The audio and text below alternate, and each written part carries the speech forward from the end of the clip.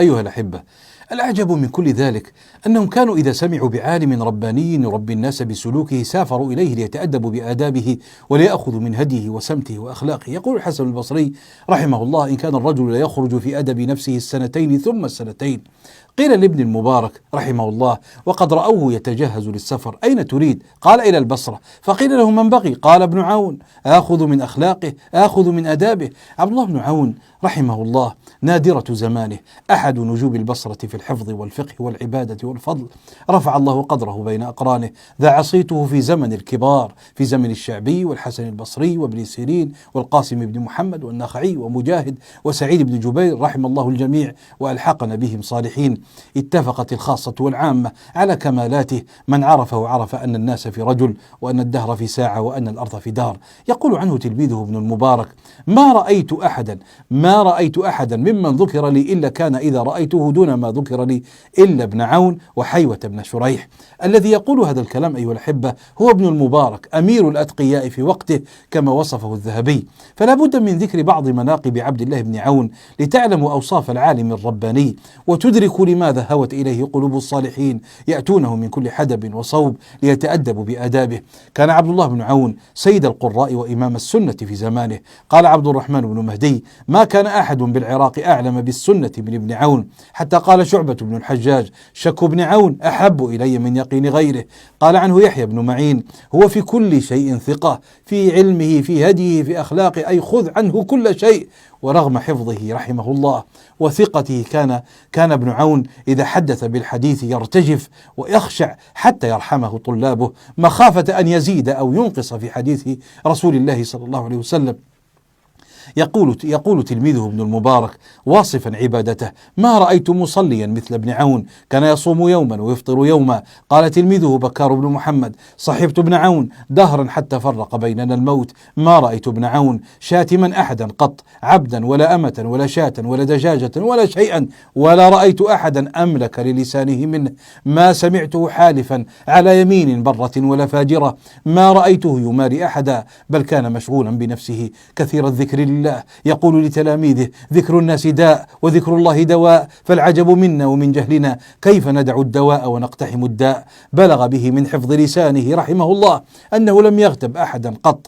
جلده أمير البصرة بلال بن أبي بردة بالسياط ظلما، فقال مكي بن إبراهيم: كنا عند ابن عون فذكروا بلال بن أبي بردة فجعلوا يلعنونه ويقعون فيه، وابن عون ساكت لا يتكلم. فقالوا: يا ابن عون، إنما نذكره لما ارتكب منك، يحرضونه على لعنه وسبه كما يفعل الكثير من الناس وطلبة العلم، يقعون في الناس قدحا وطعنا وسبا وذما في حضرة العلماء، يستدرجون العلماء، يحرضونهم على السب والقدح والطعن واللعن، وكأن الطلاب يلقنون الشيوخ ما يقولون في فلان أو فلان. وللأسف أيها الأحبة يستجيب الكثير منهم يسايرون تلاميذهم، لكن عبد الله بن عون حين طلب منه طلابه أن يلعن من جلده لم يستجب لهم. وهكذا العالم الرباني لا يلقنه أحد أو يملي عليه ما يقول، لا ينساق وراء عواطف العامة ولا يستدرجه أو يستغفله أحد، إنما يحكم منطقه وقلمه كتاب الله وسنة نبيه.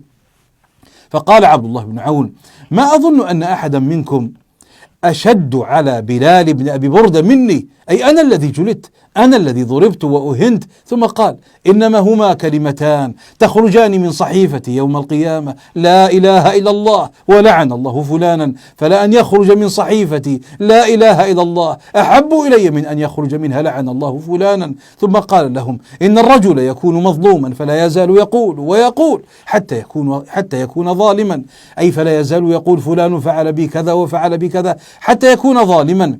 هذا في من آذاك واعتدى عليك، فكيف بمن لم يفعل لك شيئا من أهل الخير والعلم والصلاح؟ لماذا تلعنه؟ لماذا تطعن فيه وتنتقص من قدره؟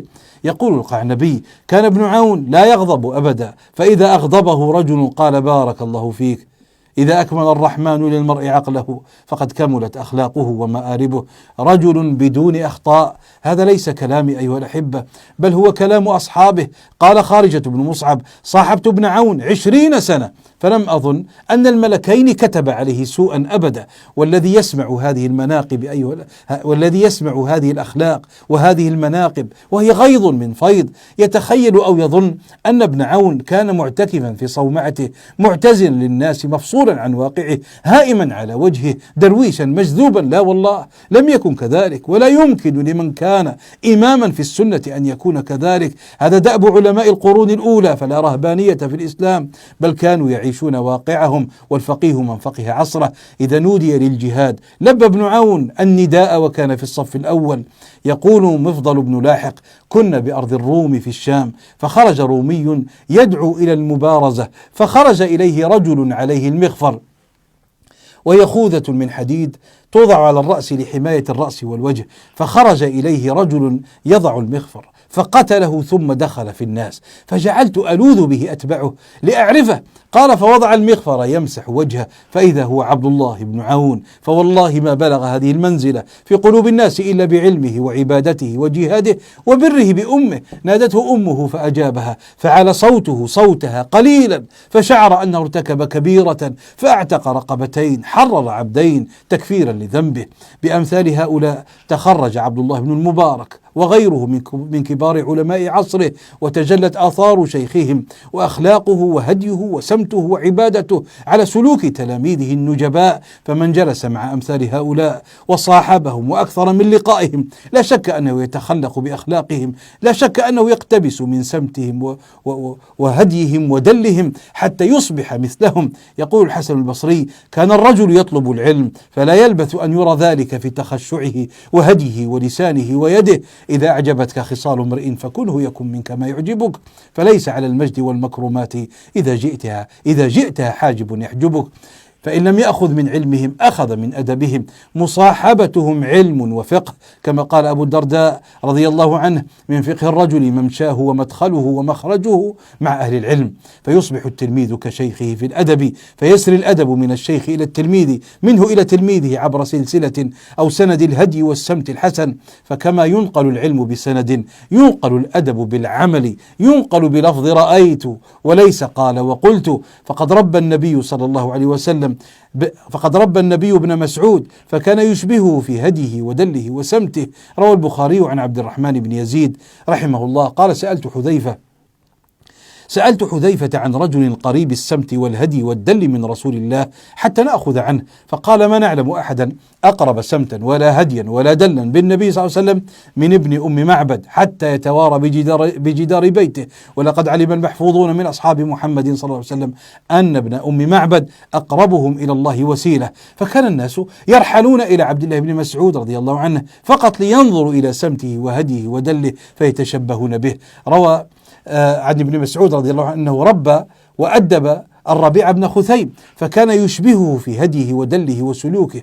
وكان ابن مسعود يرى من صفاء نفس الربيع وإخلاص قلبه وعبادته فيقول له: يا أبا يزيد، ما رأيتك مرة إلا ذكرت المخبتين، لو رآك النبي صلى الله عليه وسلم لأحبك. ورب ابن مسعود علقمة بن قيس فكان يشبهه في هديه ودله وسلوكه. ورب علقمة بن قيس إبراهيم النخعي فكان يشبهه في هديه ودله وسلوكه. ورب إبراهيم النخعي منصور بن المعتمر فكان يشبهه في هديه ودله وسمته وسلوكه. ورب منصور بن المعتمر سفيان الثوري فكان يشبهه في سمته وهديه ودله وأدب سفيان الثوري وكيع بن الجراح فكان يشبهه في هديه ودله وسلوكه. وأدب وكيع بن الجراح أحمد بن حنبل فكان يشبهه في هديه ودله وسمته. ورب أحمد بن حنبل أبا داود سليمان بن الأشعث فكان يشبهه في هديه ودله وسلوكه. هذا نسب أيها الأحبة يروى في هدي العلماء وآدابهم. قد يقول قائل: أين أجد أمثال هؤلاء الذين اجتمعت فيهم خصال الخير في هذا الزمان؟ أقول له: الخير لا ينقطع من أمة محمد صلى الله عليه وسلم، فإن عز أن تجد من اجتمعت فيه كل خصال الخير فإنه لا محالة تجدها مفرقة في عدة أشخاص، فخذ من كل واحد خلقا حميدا ودع سيئة. أسير خلف ركاب النجب ذا عرج مؤملا كشف ما لقيت من عوج، فإن لحقت بهم من بعد ما سبقوا فكم لرب الورى في ذاك من فرج، وإن بقيت بقفر الأرض منقطعا فما على عرج في ذاك من حرج.